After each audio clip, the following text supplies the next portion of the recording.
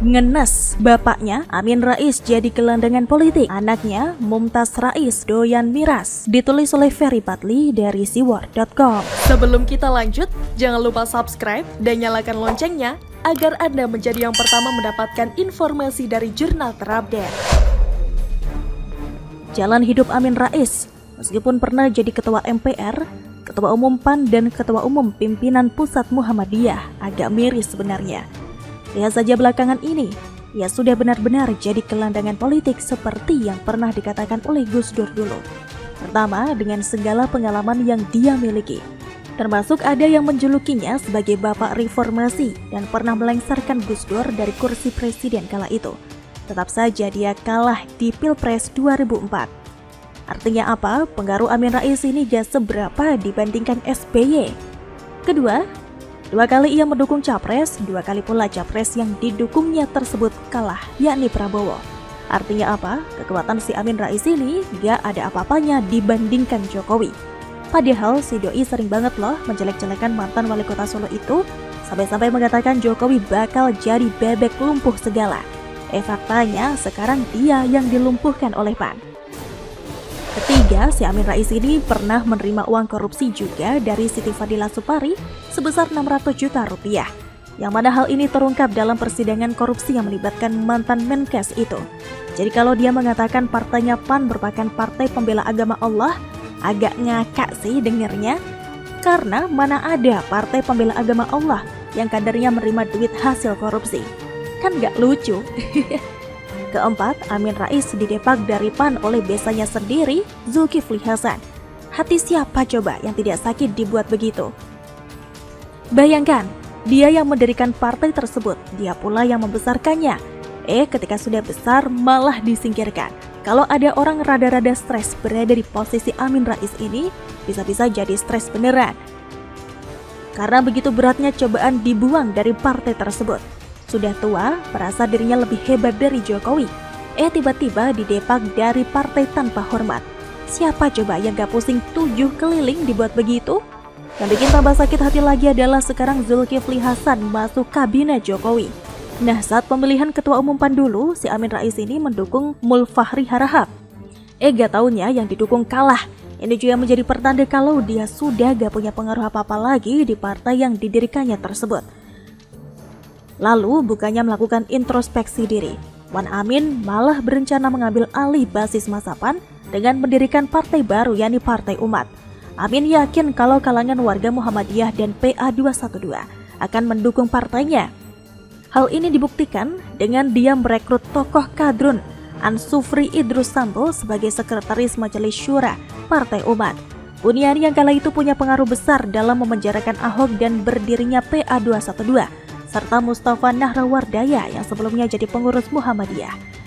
Hanya saja kelihatannya tidak seperti yang diharapkan Ferguso. Karena berdasarkan hasil survei, elektabilitas Partai Umat hanya 0,5%. Belum lagi ditambah dengan saat ini, sudah banyak banget kader partai itu yang mengundurkan diri. Pokoknya ambiar dah. Belum dapat umat tapi sudah ditinggalkan oleh umat sendiri. Padahal slogan partai umat tersebut keren loh, yakni lawan kezaliman, tegakkan keadilan.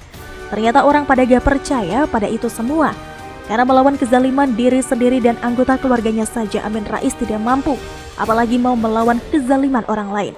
Terbukti anaknya Mumtaz Rais ternyata doyan juga nenggak miras. Hal ini terungkap dari proses persidangan antara adik Hanum Rais itu dengan istrinya, Putri Zulya Safitri. Lantas seperti apa ceritanya? Mumtaz Rais sering ngajak sopir istrinya untuk mengkonsumsi miras. Tidak hanya itu, si sopir malang tersebut juga dipaksa oleh Mumtaz untuk minum obat kuat. Nah, dampak dari doyan mabuk-mabukan itu pula membuatnya sering melakukan penganiayaan dan penyiksaan terhadap sang istri. Mirisnya lagi, tidak hanya Putri Zulya yang kerap disiksa oleh Mumtaz, tapi asisten rumah tangga mereka juga dianiaya olehnya. Berikut beberapa jenis miras yang sering ditenggak oleh Mumtaz tersebut. Jose Cuervo Special Circle Tequila, Baileys The Original Irish Cream, dan Jack Daniels Tennessee Honey Whiskey. Wow, ngeri kali bah. Bapaknya doyan melakukan politisasi agama dan jadi gelandangan politik. Anaknya doyan mabok. Memang cocok mereka berdua. Dan yang bikin mengejutkan lagi, ternyata menurut Putri Zulya Safitri, Mumtaz Rais juga mengalami sakit jiwa. Perlu dididik dan diurus dengan serius nih anak, biar gak semakin kacau. Bila perlu diruqyah dan direhabilitasi. Untung yang doyan mabok anaknya Amin Rais, sehingga kadrun pada mingkem. Kalau anaknya Jokowi, pasti sudah dibully dan didemo berjilid-jilid oleh mereka. Bagaimana menurut Anda?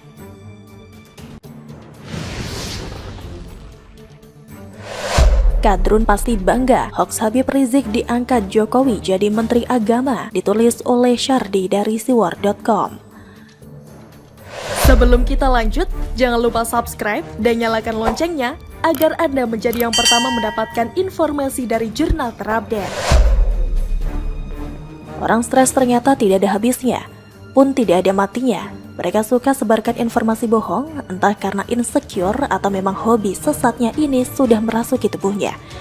Jadi beberapa hari lalu ada sebuah video YouTube yang isinya sampah tak bermutu. Di video itu disebutkan bahwa insiden Jokowi resmi membebaskan Habib Rizik untuk menggantikan Gus Yakut sebagai Menteri Agama. Tidak perlu tahu siapa pengunggahnya, biar channel ini tidak perlu dapat panggung dan mati sendiri. Video tersebut berjudul, Habib Rizik jadi menak, Jokowi dan DPR sepakat bebaskan HRS dan langsung dilantik jadi menak gantikan Yakut. Pada thumbnail video juga terlihat bahwa Presiden Jokowi yang menggenggam tangan Ma'ruf Amin dan Habib Rizik. Itu adalah editan, aslinya adalah foto Jokowi menggenggam tangan Ma'ruf Amin dan Habib Lutfi yang berasal dari artikel berjudul Genggaman Tangan Jokowi dengan Habib Lutfi dan Kiai Haji Ma'ruf Amin yang terbit di situs detik.com pada 24 Februari 2018. Di thumbnail tersebut berisi narasi sebagai berikut. Jokowi bebaskan Habib Rizik dan bawa Habib Rizik ke istana. Habib Rizik jadi menak, Jokowi dan DPR sepakat bebaskan HRS dan langsung dilantik jadi menak gantikan Yakut. Habib Rizik memang sungguh sakti, karismanya luar biasa meskipun kita tahu pendukung-pendukung aja yang otaknya rada-rada, you know lah. Ada yang rela menyembah balihonya, ada yang rela bikin hoax untuk mengangkat derajat dan martabatnya. Ada yang membesarkan namanya lewat kehebatan dan keistimewaan tak masuk akal.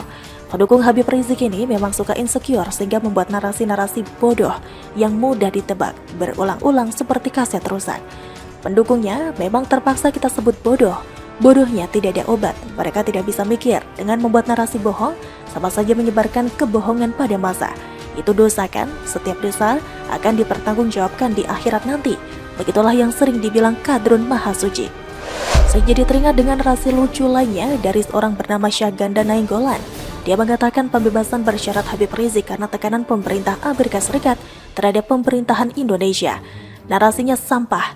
Katanya, asal-muasalnya adalah adanya rilis HAM yang dikeluarkan Kementerian Luar Negeri Amerika Serikat awal tahun ini, meliputi kasus Habib Rizik dan juga insiden Laskar FPI di kilometer 50.